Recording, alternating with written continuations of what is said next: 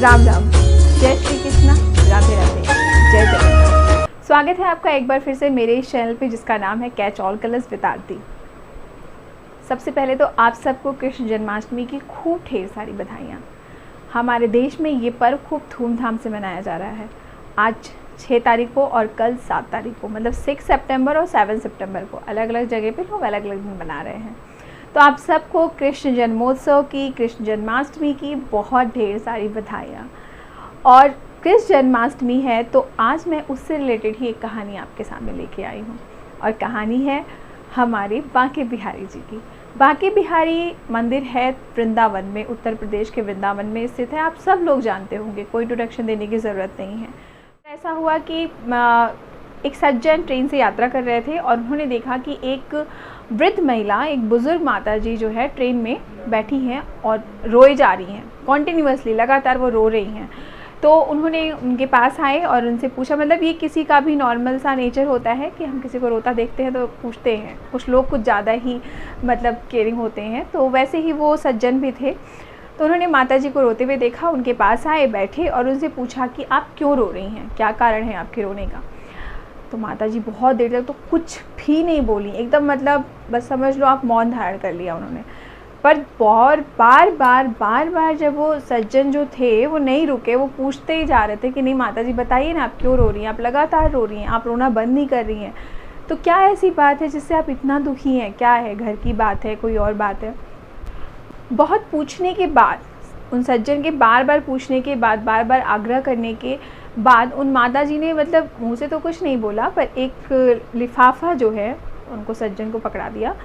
और वो सज्जन ने, उन्होंने लिफाफा खोला और उस लिफाफे में 4 पेड़े थे और 4 पेड़े एक 200 रुपये रहे होंगे और एक छोटा सा लेटर था जो बिल्कुल एक महक होती ना, इत्र की महक, उससे बिल्कुल जैसे सना हुआ था। और उन्होंने देखा, फिर वृद्ध महिला ने फिर बताना शुरू किया माता जी ने कि ऐसा हुआ था कि आज सुबह मैं गई थी बांके बिहारी जी के मंदिर दर्शन करने। तो जैसा कि हम सब जानते हैं वहाँ बहुत भीड़ होती है, तो माता जी दर्शन करने के लिए बांके बिहारी जी के मंदिर पहुँची और वहाँ पे जैसा कि हम सब जानते हैं बहुत भीड़ थी। तो माता जी ने क्या किया, 200 रुपये पर्स से निकाले और वहाँ जो दान पेटी थी, मतलब वो गुल्लक था, उसमें उन्होंने वो 200 रुपये डाले और आगे दर्शन के लिए बांके बिहारी जी के बढ़ गई। और जब वहाँ आगे गई तो वहाँ पे पुजारी जी ने क्या किया, उनको हाथ में 1 पेड़े दे दिए।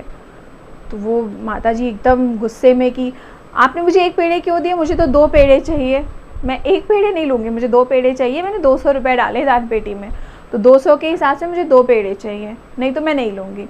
पुजारी ने नहीं सुना तो माता जी ने गुस्से में वो 1 पेड़ा भी उन्हीं पंडित जी के हाथ में, पुजारी जी के हाथ में रख दिया और वहाँ से चल दी। वहाँ से चल दी, बाहर बैठ के आई, रोने लगी। तभी उनके पास जो है, और गुस्सा हो गई बहुत ज़्यादा, मतलब बांके बिहारी जी को उल्टा सीधा बोलते हुए, कोसते हुए मंदिर से बाहर आई और बाहर आके बैठ गई। और बैठी हुई थी तभी उनके पास एक लड़का आया, एक छोटा सा बच्चा आया। तो उसने बोला, उसने उनको लिफाफा पकड़ाया, माता जी को पकड़ाया और पकड़ा के बोला कि मैया इसको आप पकड़ लोगे। तो उन्होंने पकड़ लिया। कहा मैया आप इसको पकड़ लो, मैं अपने जूते के जो वो हैं, मतलब जूता बांध लेता हूँ मैं अपना। तो माता जी ने उसका वो लिफाफा पकड़ लिया, उसने जूता बांधा और माता जी से बोला कि मैं अभी हाथ धुल के आता हूँ आपके पास। वो हाथ धुलने गया तो पर आया नहीं, बहुत देर हुई और ये वही लिफाफा है। तो उस लिफाफे में 4 पेड़े थे और एक पेपर का टुकड़ा था जिसमें इत्र की महक थी और 200 रुपये थे। और लिफाफे के अंदर लिखा था, मैया ये तेरे 200 रुपये, ये तेरे 4 पेड़े, और अपने लाला से नाराज़ ना होया कर माँ, फिर आना मैया। और वो माता जी तब से रोए जा रही थी उस खत को देख के, पढ़ के। वो सज्जन भी पढ़ के हैरान थे भगवान की महिमा को देख के और भक्त और भगवान का कनेक्शन देख के, कि भक्त अगर रूठ गया तो भगवान बालक रूप पे उसके पास आए और उसको मनाया भी और उनको हर तरह से खुश किया। मतलब तो कहने का मतलब यही है जो मेरी हर कथा में होता है, जो मेरी हर कहानी में होता है, कि भक्त और भगवान का एक अलग ही रिश्ता है, एक अलग ही कनेक्शन है। उस कनेक्शन में कोई बीच में नहीं आ सकता, कोई भी हो, वो अपने आप आपको कनेक्ट करते हैं। आपके ऊपर निर्भर करता है, आपकी सरलता के ऊपर निर्भर करता है कि आप उनसे कितना अच्छा कनेक्ट कर पाते हैं। तो ये थी एक और कथा, एक और कहानी जिसने आपको बताया कि भक्त और भगवान का एक अलग ही कनेक्शन होता है, एक अलग ही जुड़ाव होता है और जिसको कोई भी नहीं तोड़ सकता है।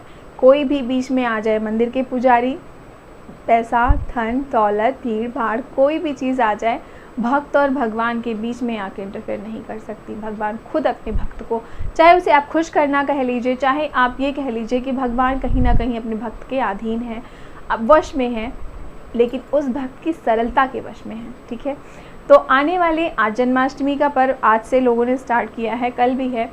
तो आज से लेके भगवान की छठी के दिन तक रोज़ आपको कृष्ण कन्हैया की कोई ना कोई एक कथा ज़रूर सुनने को मिलेगी, एक कहानी ज़रूर सुनने को मिलेगी, जिसमें आपको पता चलेगा कि भगवान और भक्त के बीच कितना अच्छा कनेक्शन होता है।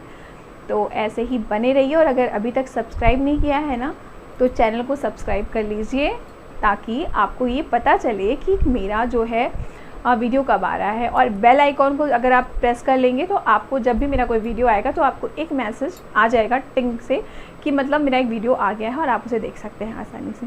तो कल फिर मिलेंगे एक नए वीडियो के साथ, एक नई कथा के साथ, एक नई कहानी के लिए। तब तक के लिए राम राम, राधे राधे, जय श्री कृष्णा, जय जगन्नाथ।